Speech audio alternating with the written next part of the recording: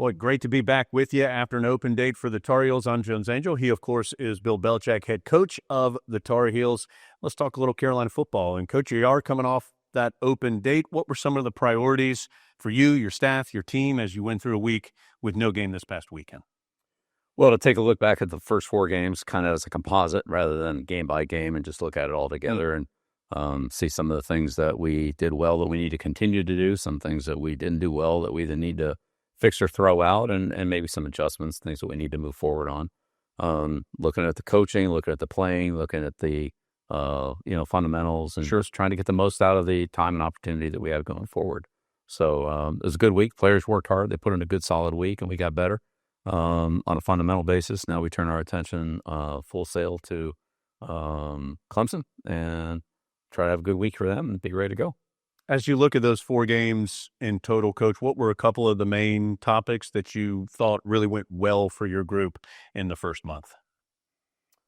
Well, we did a decent job of not turning the ball over. A couple of our turnovers came, late when we were behind, but we didn't turn the ball over a lot.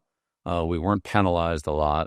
And after the TCU game, we limited the big plays, and we played fairly well in the kicking game. We had a couple, our net punting, our kickoff coverage, our net punt returns, things like that, or field goal kicking, and all those were pretty competitive. So those things, we held our own on.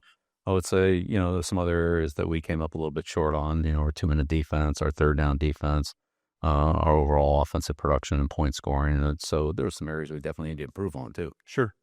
As you mentioned, Clemson coming to town on Saturday. That's a noon kick in Kenan Stadium. Coach, what should Carolina fans know about the Tigers? I know it's been a tough start for them, but a team that has a lot of talent on the field. Yeah, they're very good on the defensive line. I think that's a real strength for them. They have, a lot of disruptive and explosive players. Their skill players are very good too. They have an experienced quarterback in Klubnik and a good running back in Randall and a couple good receivers, Lesko, Williams. They can really, have explosive plays. They can, just kind of, mosey along and all of a sudden, rip off a 60-yard touchdown on a punt return, on a kickoff return, on a long pass, on a long run. So every play is a potential big play with those guys, and it's a very experienced team. They don't have a lot of transfers. They have a lot of kids who have been in their program and know what to do and know how to do it. Good football team, good test for us, to be a good measuring stick to see where we're at and how much we've improved.